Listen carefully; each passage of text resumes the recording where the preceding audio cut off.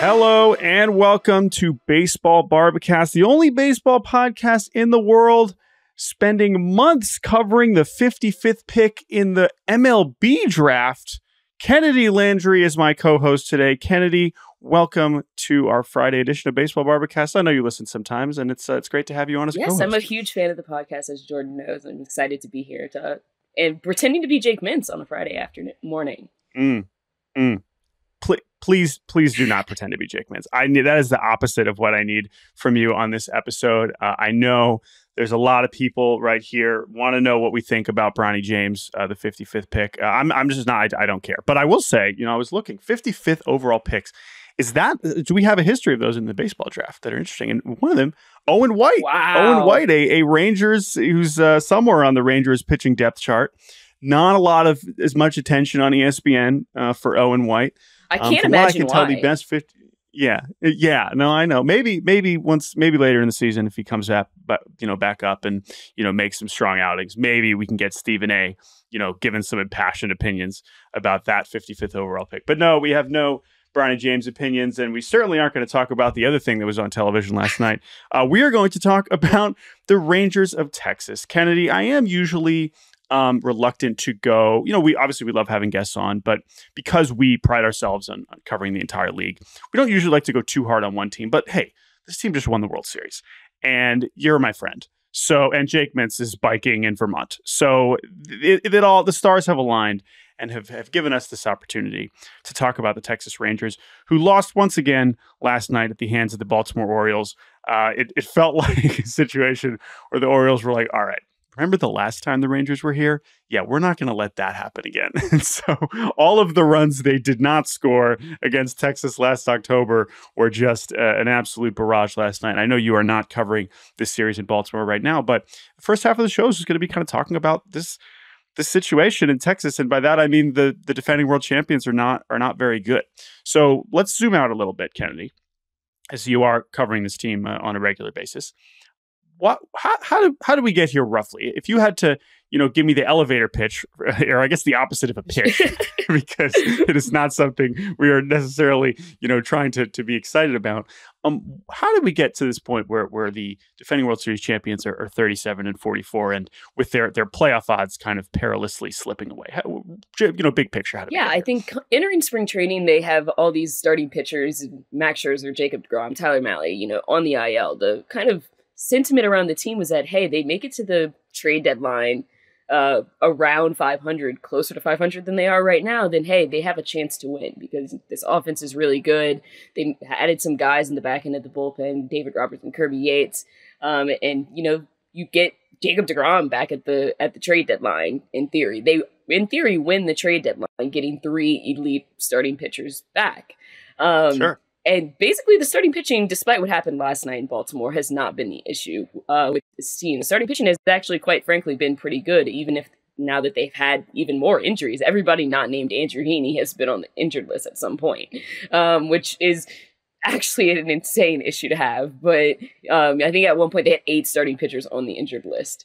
So that's an issue in and of itself, but this offense has severely regressed. Everybody's slugging, OPS, batting average is down from 2023, whether that's, Adolis Garcia not hitting a home run for a month and Nathaniel Lowe not being able to hit a fastball, which was also an issue last year. It got buried in the depths because everybody else was firing on all cylinders. And Rangers Twitter likes to call out Leody Taveras, but that's the 9-hole hitter, and he's just doing whatever he's doing. And it just is, it's amplified when everybody else is struggling as well. I think Marcus Semien entered last night on a 2-for-41 slump. Corey Seager, got off to a slow start, was on a heater for a bit and has slowed down a bit. Now he's back cold again. Right. Yeah. So all of these things kind of have materialized into a 37-41, 44 record, as you can see. Yeah. Yeah. And so, you mentioned a lot of things on there that I want to hit on. And the point I've made too, I've gone on podcasts for other teams where it's like, oh man, our team can't hit. What the heck's going on? And, I am quick to remind a lot of people, and we've said this on the show, like hitting's really hard in general. Hitting right now is harder than it's ever been. every lineup, even the good ones, really except for the Orioles, right? Like the Orioles are like the one team that has been like exempt from this, and the one guy who's sucked for them has been Cedric Mullins, who's now been on fire the last week. So there's very few teams that actually have consistent production up and down the lineup. But when we're talking about Texas, this was a team that was so good, particularly in the second half of last year, and then obviously in the postseason, that it felt like even if you have some amount of regression, when you consider what they are adding, and I want to get to some of those younger players too, because I think that's one of the most interesting things about this team, it's just hard to believe that this amount, that they could take this much of a collective step back. But also, if you told me that was going to happen, I would say, yeah, then this isn't a very good team, because the depth on the mound is, while it has kind of stepped up, and some of the guys that they have added have been everything you could have possibly hoped. Right? Look what Michael Lorenzen has given them. Look how amazing Kirby Yates has been as a reliever. David Robertson was outstanding for at least the first month and a half or so, but everything after that is just really, really, really dire. And they just that's my view of it on it. So, before I get to some of the young guys, because I really want to ask about Wyatt Langford and Evan Carter and kind of where they are now compared to the beginning of the season.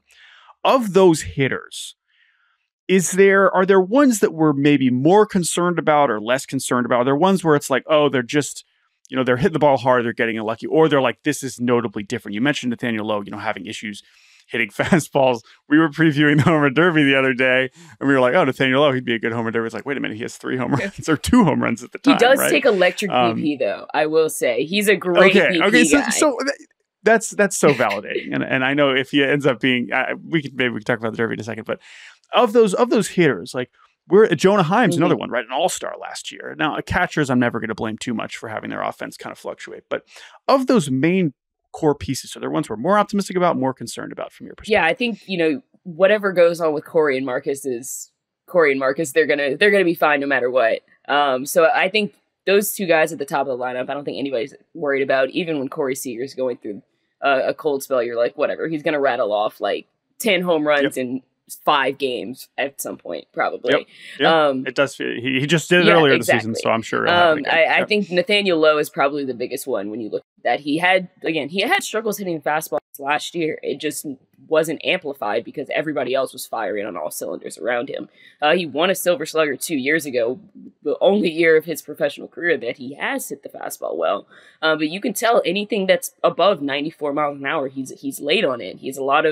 Even a lot of his hits are opposite field hits. He's late on them, and he slaps them the other way. So I think that's obviously a big issue. And Adolis Garcia, I think he had a career year last year. He went, Linsanity run in the postseason. And he was phenomenal. But then he was awesome in April too. That's why I wanted to follow up about him, because he seemed to be carrying that over into April. And then since then, it's just been, I think he homered last night, but I don't know what changed. I don't know if they started attacking him differently, but maybe you can. Yeah, I think it's a little bit of everything. He has been a streaky hitter in the past. And so, when he was going through that slump in May, we were like, oh, it's like the time when Adolis slumps. That's what happens. And then it, carries over into June, and then he doesn't homer for a month, and you're like, oh, he's not like seeing anything. Like, Bruce Bochy tried to, switch up the lineup a little bit, put him in 3-hole, put him in the 5-hole. But there's not much else he can do, and the whole lineup is struggling as well. So, flipping to Adolis Garcia and Jonah Heim is not going to do anything. And so I think, he's been working a lot with hitting coaches on kind of his batting stance, or, how he cocks the bat. And things like that. So he can't hit a fastball. Nobody on this team can hit a fastball right now, but Adolis Garcia was one of the best fastball hitters on this team when he's good and he squares up a pitch, a hanging slider or a fastball in the middle of the plate, and he just drives it. Yeah. And that's what he's really not been doing. He's not punishing those pitcher mistakes that he typically does when he's going right. So I want to, we have to get back to the pitching in a second, but let's 2 more things on the offense. So let's stick mildly negative, maybe positive. We'll see. One of the reasons I was so excited, like, oh my gosh, this Rangers lineup was amazing last year. And last year they had 1 month of Evan Carter and 0 months of Wyatt Langford. Oh my gosh, you're going to add 2 Rookie of the Year candidates. This is unbelievable. Now, I have been on record since the second the World Series ended being like, we got to chill with the Evan Carter hype. Like, this dude is very, very talented, But like what he just did is unbelievable, and you'll never be able to take that away from him. And it's still an all-time draft pick, and like the Rangers deserve all the credit. And I think he's a good major league player. But there were concerns about him hitting lefties, which I remember when I saw you in spring, like that was what being talked about. And Evan's like, oh well, I understood his perspective of, well, you can't really judge me. I haven't even had the opportunity to try, which was both part of the problem and also a totally fair retort. However, I know he's injured right now. It was very, very apparent that was still an issue. But forget that. He wasn't really exactly hitting right-handers either to the degree that we expected. Wyatt Langford's someone who we were really excited about. He makes the team out of camp. He's getting these horrible called strike calls over the first couple of months, and he's had this tough zone. But he also wasn't really making an impact. He gets hurt. Now he comes back, and we're starting to see it from him. So what have you seen from both of those guys? And also, I guess, where we're at with Evan Carter in terms of his injury, and is it true that Langford really seems to be kind of figuring it out? Yeah, I think Evan Carter, everything you say is correct. I mean, I think he got obviously off to this great start, and he looks great. He doesn't really face lefties in the postseason, so he's hitting 300 with a 900 OPS in all of those games. And I truthfully believe this, and I don't want to say this is a cop out, but I mean, he's got a back injury right now. He's got I think maybe it is that simple, right? I don't. Sure. He will never say this, but he didn't look right in the box for the first month and a half that he was playing. He was facing lefties. He was facing righties. He had about a week when the team. I think we were in Atlanta. That he looked like he was finally getting back to what he could do, and he looked comfortable in the box, and it's kind of been downhill ever since. And I think this is a kid. He's 21. He's now had 2 major back injuries. He missed a lot of time in 2021 when he was in A-ball. Forgot about that. Yeah, a lot of people forgot about that. And I think you both kind of alluded to this, that he's a young guy who wants to play. He's not being as probably crystal clear with the training staff as he could at some point when he was like, yeah, I'm fine. I can play. I can play. When quite frankly, he probably should have been shut down a little bit earlier. He did get a few days off coming out of that really long road trip in Oakland and Colorado. He got a few days off at the end of that road trip and into that next homestand, and then they brought him back. He still sore, still didn't get better, and then they ultimately have to IL him. And I think if you just look at the process of events, that's clear. I don't think he was right early this season, and that's why he wasn't hitting as well as he should have. And he's gonna say that's not an excuse. He needs to play better. Blah blah blah blah blah. Sure. But that's baseball players. Yeah, they'll say that, and that's fine. And I appreciate it to some degree, but it's also dude, it's fine. If you're hurt, you're hurt. Because it. Yeah, well, and not only that, it's so interesting because the psychology of it is guys want to say tough through it. I can't excuse it. Guys play through this stuff all the time. Blah blah blah blah. And it's okay, that's fine, but I would rather you be hurt, right? From the I'm looking at this stretch here where so he homers on May 4th, gets his OPS back to 800, and then he goes 2 for 38, right? And then he goes on the IL.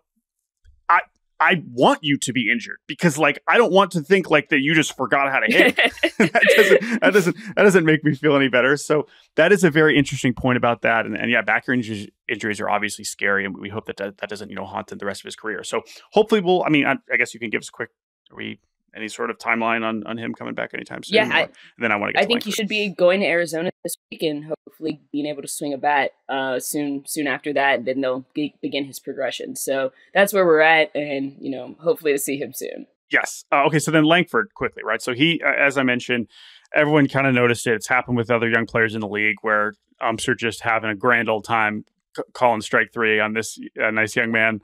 It was absolutely impacting his numbers and his performance, but also that is a situation where listen, I can't say that's the only reason he was struggling. There was clearly some timing stuff. He was having trouble elevating the ball. The fact that he didn't hit a home run over the fence until a few weeks ago is pretty amazing. So what did you see from Langford at the beginning and then where we're at with him? Yeah, I think, again, he won't say this, but I think the shutdown when he kind of pulled his hammy in Kansas City was good for him. Sure. He was able to kind of reset, take a step back, look at his swing, look at what he was doing. And you're absolutely right. He was hitting the ball really hard and into the ground. That's why he was not elevating the ball well. It was not getting over the fence for obvious reasons. Every hit was about 110 mile an hour out or an infield single for a long stretch there. That's what it felt like for us. And then he gets shut down. He comes back. He's got 2 homers in the last 2 weeks. He's elevating the ball a little bit more. He's got I think like 3 doubles and 3 triples since coming off the injured list is what I saw the other day. And he just looks like he feels so much better at the plate. He said him and the hitting coaches took a look at some film when he was injured, kind of made his swing a little bit more like it was when he was at Florida. Obviously one of the greatest college baseball players we've ever seen.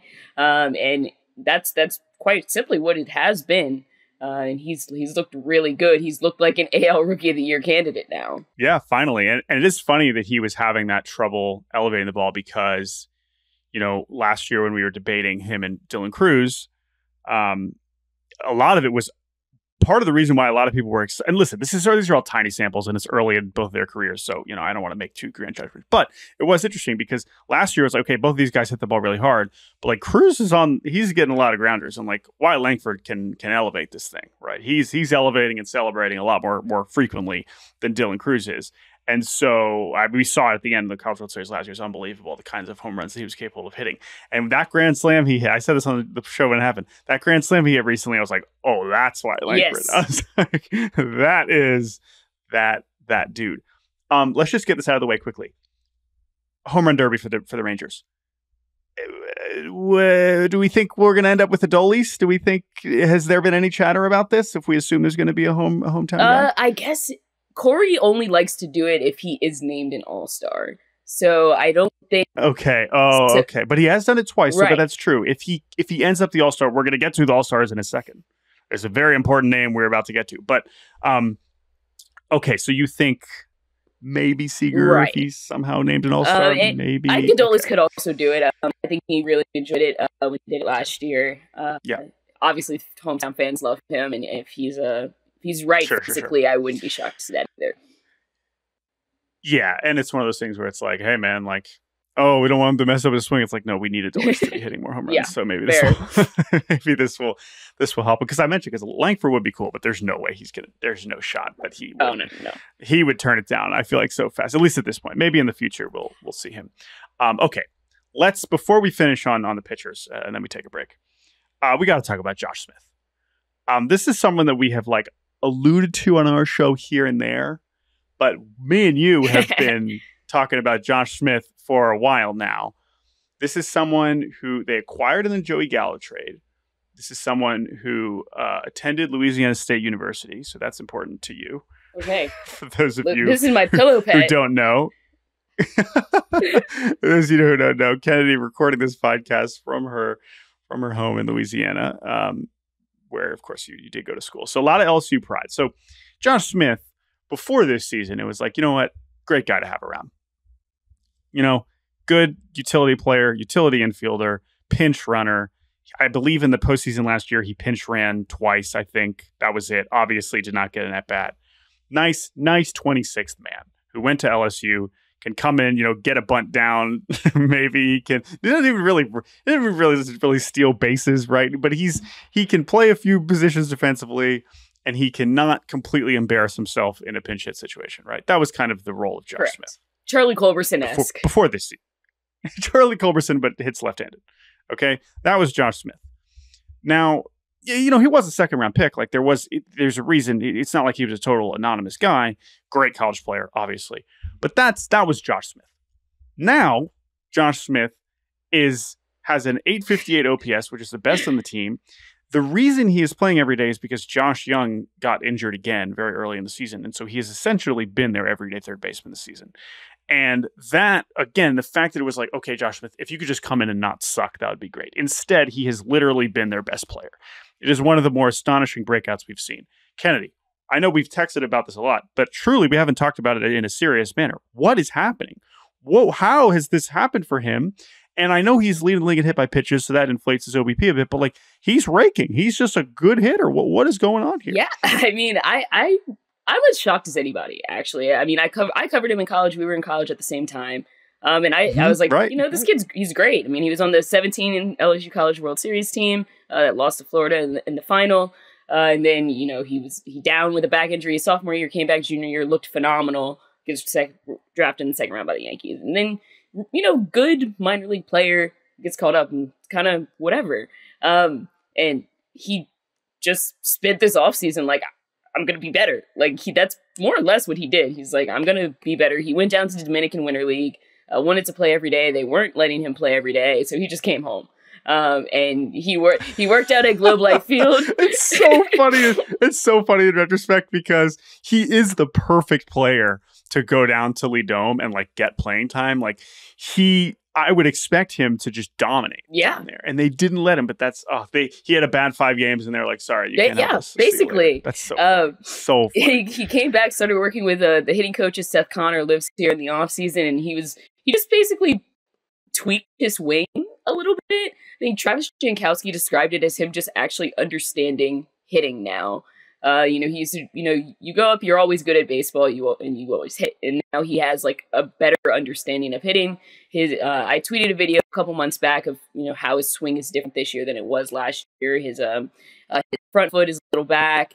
It's a little more squared up, and it just kind of allows him to square up balls more often. I mean, it's insane. Like I quite frankly, I just can't believe it. Like, he's got a career high in homers already. He leads his team in B4, F4, and on base and slugging, everything. And it's just their best player. He was exclusively a pinch runner in the postseason, even though he couldn't steal a base. And now he's their best player. It is. It's just, and by the way, he is their most deserving All-Star. Like, there's no way around it. Like, I don't know if he's actually going to get it. I think it would be awesome. I think like this very well could be his only chance to do it, because even in a year where he's doing this on a team that the stars are performing like stars, like it's probably not possible. The underlying stuff has improved a little bit, but it's not like he's suddenly, hitting the ball 110. Right. Like he's the BABIP is definitely very high, but like there are marks of a legitimately good hitter here, and it is just an amazing thing. He's hitting .323 against lefties, which what?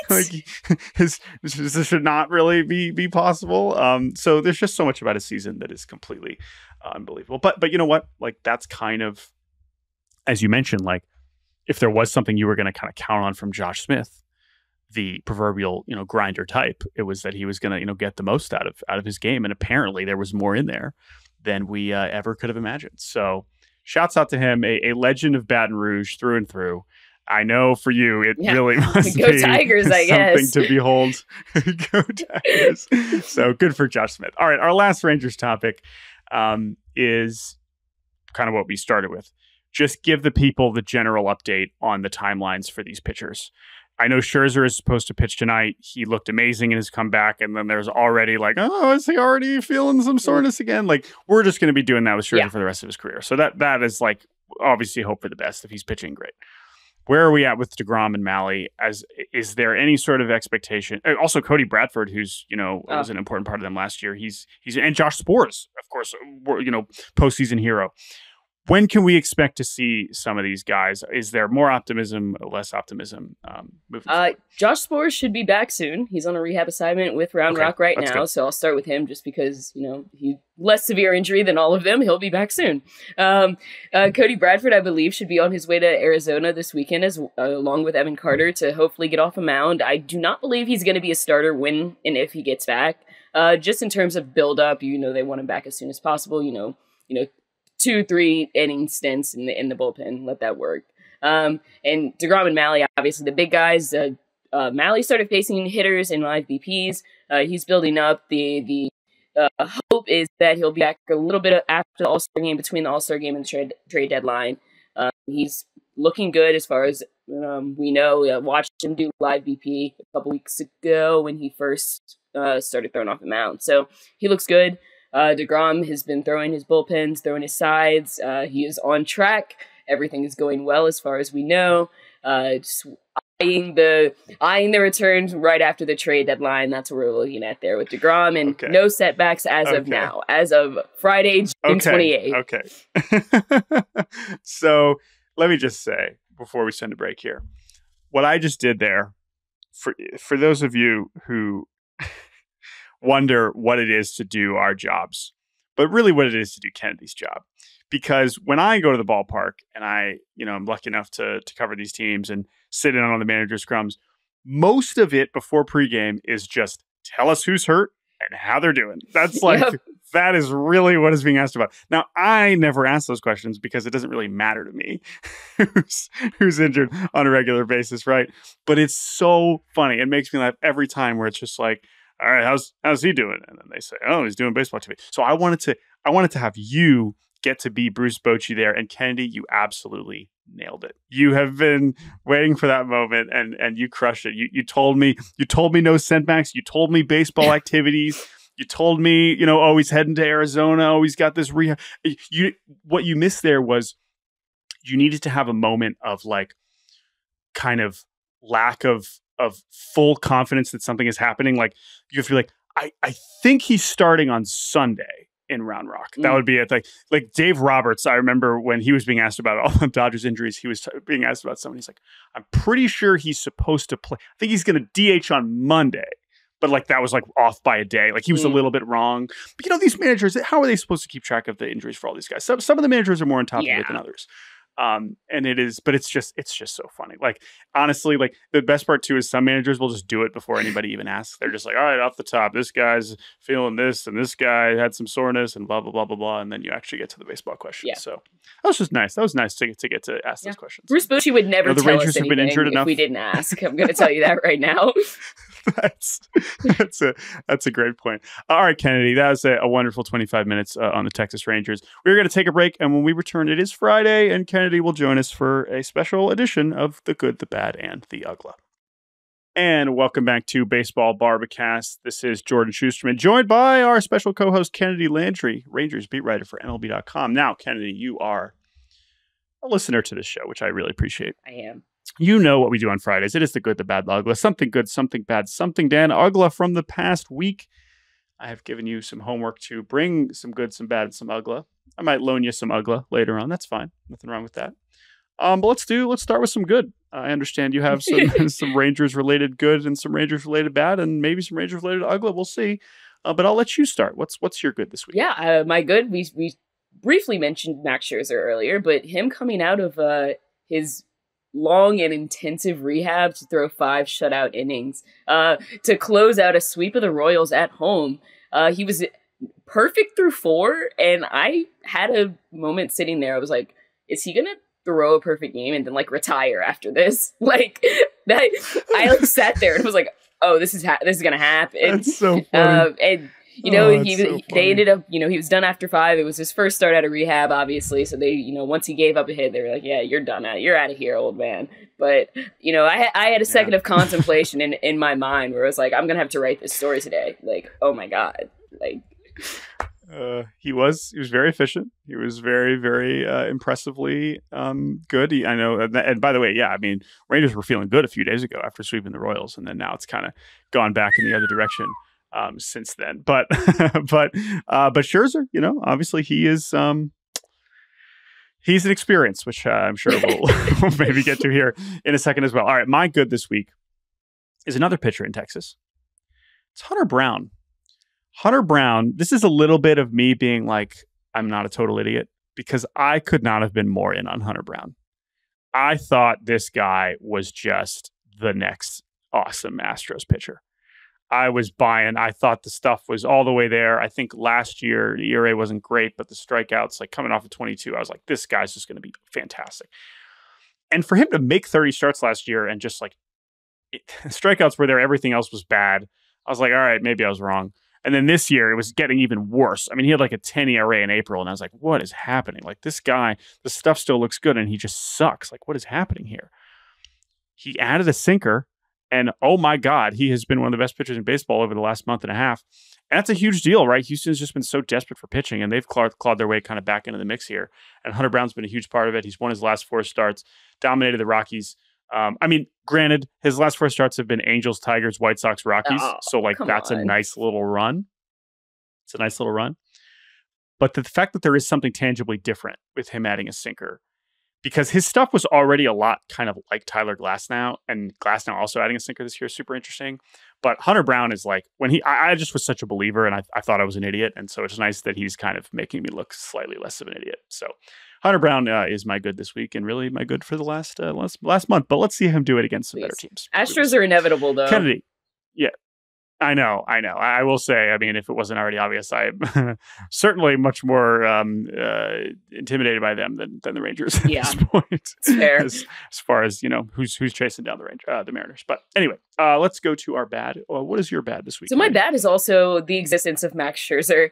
And every time I talk to him, respectfully, every time I talk to him, I kind of feel a little bit worse. Because he's talking about the anatomy and physiology of his arm, and he's like, well, yeah, it's the radial nerve, Kennedy. It's the radial nerve. And I'm just like, okay. I just like... You're like, oh, yes. Like, you're like, listen, this isn't what I prepared to like. Correct. And, the Mets were in town last week. They took 2 or 3 from the Rangers, Obviously, everybody wants to talk to Max Scherzer. And I forgot who, but one of the Mets beat reporters was like, are you contemplating like retirement, basically? And because he was like, my heart is still in this, obviously. And it's like, well, it's my body. It's up to my body. And I'm just like, well, I feel a sense of existential dread every time I talk to Max Scherzer about the longevity of his career. Because he's like, again, it's the radial nerve. It's nerve damage. Kennedy, we don't know. I'm just like, okay, Max. Yeah. The thing is, like, this is a totally legitimate bad. The thing that I like about it is, like, honestly, it contrasts with DeGrom too. Now, there's no right way to handle these things. Like, these are delicate things because it is literally their careers, and it is also like physical pain that these people are dealing with on a regular basis, right? At the same time, like, I do appreciate how just aggressively transparent Max Scherzer is about all of it. Now, it's a little jarring, but like, he ain't ducking around and just being like, yeah, we'll see. He's like, here's what is hurting. Here's the problem. I'm doing my best to manage it. Sometimes it's terrible and I can't get out of bed. And sometimes I am perfect through 4 innings. And that's just going to be how we're going to do it. Now, it is still relevant and important because he's making whatever $40 million and like he's still a future Hall of Famer and he's important to this team. But that's just kind of, it's just like so aggressively like, this is the deal and we're going to do our best. So I can understand for you though, just being like, man, how am I supposed to deal with this? He's like so honest sometimes. I'm just like, okay, all right. Yeah. Like, are you just gonna start on Friday, bro? Like, come on. Yeah. Like, right. Every start is an event for a completely different reason than we really thought. So we'll see. Again, I believe he is slated to start tonight at Baltimore, and we will see how that goes, as we always will. But it's also a reminder of like why those other guys coming back is so important, right? And why like they can't have enough pitching depth. Now, obviously, they're going to have to start hitting if they're actually going to be good. But Scherzer is understandably exhausting. My bad this week, because we aren't going to get to do this very often, is the New York Yankees. This team sucks. Listen, they're a good team. I'm not too worried about them, but there are only 2 teams in baseball that have lost 8 of their last 10. And one of them is the Colorado Rockies, who are just the epitome of irrelevant and bad baseball. And then the other one is the Yankees, who have lost 8 of their last 10. They have now squandered their division lead, which is they are now tied with I guess they are like virtually tied with the Orioles. Now they got fortunate. The Orioles, had a bit of a scuffle before the last couple of days. But they're going to be sweating this out here. This is going to be an interesting division race, which I'm very excited to see. But yeah, how often do you get to say that the Yankees are bad? You don't. You got to take advantage of those opportunities. So I'm just going to do it, and Yankees fans will agree with me. They'll actually say you're not going hard enough. This is the worst team I've ever seen, and I'd say you still have Aaron Judge and Juan Soto. So I don't really want to hear it. But this is really going to be interesting, especially with Alex Cora. I appreciate Alex Cora being like. He said it. He shouted him out. Everyone's like, oh, how confident are you? Third wild card, whatever. He's like, let's get greedy. Like, forget the third wild card. Like, that other team's not playing very well. Not that other team. Like, hell yeah. I was like, oh, I don't know if that was exact words, but he basically like kind of referred to the Yankees. He's been like, there's another team that's not playing very well right now. I was like, I don't think he's talking about the White Sox. I would hazard a guess. No. Who could he be referring to? So anyway, Yankees are bad. Ha ha ha.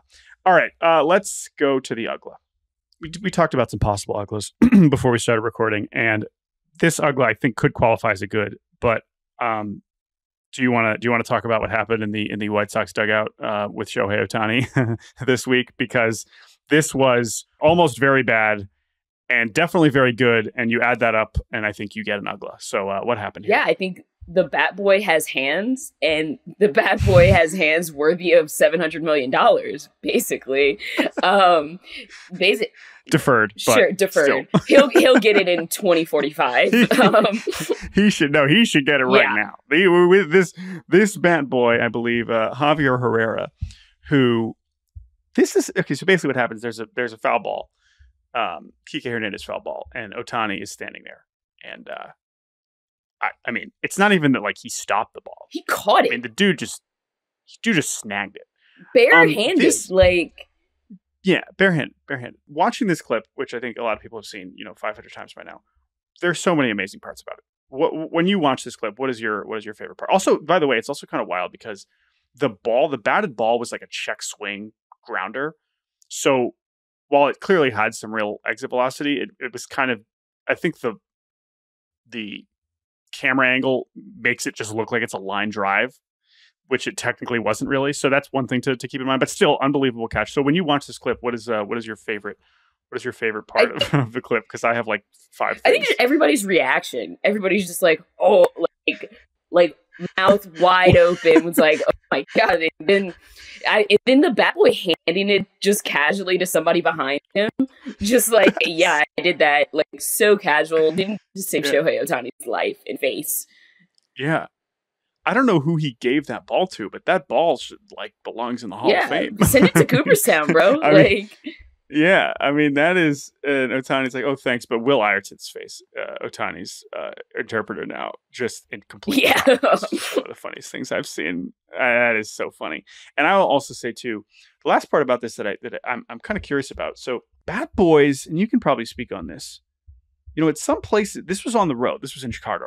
Oftentimes, Bat Boys for both teams are just provided by the home team, right? So I don't think like they refer to this guy Javier Herrera as the Dodgers Bat Boy. I don't know if he works for the White Sox or if he's because sometimes they have traveling guys, but I'm pretty sure I would assume he works for the White Sox. Because if he worked for the Dodgers, then you can start making jokes about how just like the Dodgers are the best at everything. I just think back to 2020. Chico. I don't know if you remember Chico, their longtime clubby who was playing the outfield during the summer camp games. Yes, I do remember this. And he was like throwing guys out and everything. I saw Chico still travels with the team because again, he's worked for them forever. I saw him when I saw the Dodgers in Pittsburgh, and I was like, oh my God, that's Chico. I was starstruck. It's like, oh my God, it's their best player right there. So anyway, I don't know if Javier Herrera actually works for the Dodgers or the White Sox, but either way, he deserves a Presidential Medal of Freedom or something. He's just unbelievable. So anyway, that is definitely Uggla. My Uggla though is the play that happened in Anaheim. Okay, first and second, 2 outs. Max Schumann, don't worry about it. He's on the A's. Hits a double to the gap, and the A's base runners are Armando Alvarez, who surely everyone has heard of, Kyle McCann, who surely everybody else has also heard of. They come around to score. Now, Armando Alvarez scores. Kyle McCann kind of stumbled. Now, he's clearly safe. There's no throw to home. But he stumbles past home plate. It's very awkward. And what he quickly realizes is, I missed home. And what Armando Alvarez, who's standing there waiting for him at home, also realizes, hey, dude, you missed home. And because his momentum carries him past home plate, Armando Alvarez basically grabs Kyle McCann and says, hey, dude, you got to go back and touch home. Bad news for everybody involved here, except apparently the Angels. This is not allowed. And so there is a rule that you cannot, if at any point, you basically cannot have another base runner, if it is involved around home plate, interfere in any way, positively or negatively, you will be called out. And so what happens here, well, by Armando Alvarez pushing Kyle McCann back to home plate, he is automatically called out, and shouts out to the umpire here who was all on top of it. This is one of the most embarrassing things I think I've ever seen in a Major League Baseball game. It already was. Like, Kyle McCann kind of stumbling past home was bad enough, right? Like, that was kind of a tough look. But then for Armando Alvarez to be like, hey, dude, you got to go back. And then be called out. It's just, I mean, it's one of the funniest and most embarrassing things I've ever seen. Have you ever seen anything like this? No, this is something that, like, I've covered a lot of high school baseball in my time. And it feels like something that happened in a high school baseball game. And then some coach, like, kicks a bucket. Well, but okay, I'm glad. So here's the thing. I'm glad you mentioned high school or just youth level baseball, because two things on this. First of all, if you haven't seen the clip, watch it on the A's broadcast, because Dallas Braden realizing what has happened here and just kind of emitting like a defeated oh no is one of the funniest things I've seen all season. So that's the first thing I'll say. Second thing is, you mentioned, it's something you'd see in a high school game. This is something that I have seen. I remember this happened to me. I don't think it was me, or if it was like a Little League game that my brother was playing in. But a version of this that is a similar rule is that the base coaches cannot touch the base runners. Right. And I think this actually has happened by accident in MLB at some point with third base coaches, guys rounding third, whatever. But I remember seeing this in a Little League game where essentially a coach was pushing the base runner. Like, basically, like, the runner rounding third was not scooting, fast enough. And so it was like, all right, let's give you a little nudge. Well, guess what? That's not allowed. It's also one of the funniest things I've ever seen. So I don't really remember exactly the sequence, but I've definitely seen that with my own two eyes. And then the last thing that I have to say, something that we've kind of talked about before on here. How do these things only happen to the worst teams? Like, not that good teams don't make mistakes, but it is amazing that, like, the plays that you've never seen before, or like defensive disasters or base running blunders, or just like completely inconceivable errors, only happens to the worst teams in baseball. Like, it is really remarkable that is kind of how this works. I don't know if, like, you saw this with the Rangers when they were like truly awful versions of that, but like, it's really amazing that, like, this would happen to them. Right. And listen, God bless these players. I know they're trying their best. It's not like they are that much worse or that much less competent, but it just always seems to happen to these teams. And I always marvel at that because, man, oh man. But what a moment. What a moment. This is truly one of the funniest plays of the year. Yeah. I'm wearing an Oakland A's giveaway t-shirt actually at the moment. Oh, nice. Jackie Robinson Day. Oh, wow. Yeah. We got the Okay. So did you get that when you were in Oakland? They give out, right? People in the press box normally get yes. get some swag. When I was in Boston earlier this week, they were giving out Boston bucket hats. I donated mine. I did. I also got an Oakland. I also did get an Oakland bucket hat when we were there. Bucket hat. I am a bucket hat guy, girly. Definitely not a Boston bucket hat guy. Yeah. So I'm pro bucket hat, but don't think I was going to wear that one. So, that's a good one. So shouts out to the A's. Listen, we're rooting for you. But man, oh man, that is just one of the most goofiest things we've ever seen. All right, Kennedy, let's end this podcast. One final topic is just looking ahead to the weekend. As you know, we like to track the mops, the Mopportunities, the 4-game series. Lots of Mopportunities. Six 4-game series going on this weekend, including involving your Texas Rangers, or not your Texas Rangers, the Texas Rangers who you cover. That's probably more accurate. They did lose the first game, so they are already at mop risk if they can continue to play like crap. But maybe Max Scherzer will throw a perfect game tonight and then retire and prevent them from mopping. The other 6-game series, we had the Marlins in Philadelphia, the Yankees in Toronto, Reds in St. Louis, Guardians in Kansas City, and Tigers in Anaheim. And then the only two other series that I wanted to mention, there are a few others. Mets at Astros. That's interesting because the Mets are obviously feeling themselves. Astros are certainly playing well. So that's some nice little spicy interleague action. Twins at Mariners, two teams that are, it's like, how good are these teams really? Fair. Even though their records are pretty good. And I think that this is a situation where maybe the tiebreaker comes into play, right? Head to head maybe is going to matter in the postseason at some point later on. in terms of seeding and whatnot. So that's definitely a series to watch. Padres and Red Sox is another one. Two teams that have certainly been playing better lately. That's a good one. And then a good place to end. Pirates at Braves. Paul Skeens, LSU icon, at least one season. But boy, was one hell of a season it was. Paul Skeens will face the Atlanta Braves in Atlanta on Saturday. I am obviously very, very excited for that. I'm attending one of my college roommates' weddings on Saturday afternoon, so might have to figure out, work around that. Yeah, pull it we'll up. get the phone under the table and make sure we can watch the Skeens against the Braves. Sorry, Connor, I have to watch Skeens. Anyway, that is. Let's that's a good note to end on, Kennedy. Before we say goodbye, again, LSU grad. Like, what has it been like watching the Paul Skeens experience after seeing what he did in LSU last year? The guy's phenomenal. It's amazing to watch. I don't like to I've lost a lot of my baseball pure baseball fandom, obviously working this job, but watching Paul Skeens is just electric. So I just want to say and this is not, I don't have you seen him in person yet? I realize you probably I have not, no. Oh my God. Well, I don't know if do they play? Yes. I guess they must. Right after the All-Star break, I believe.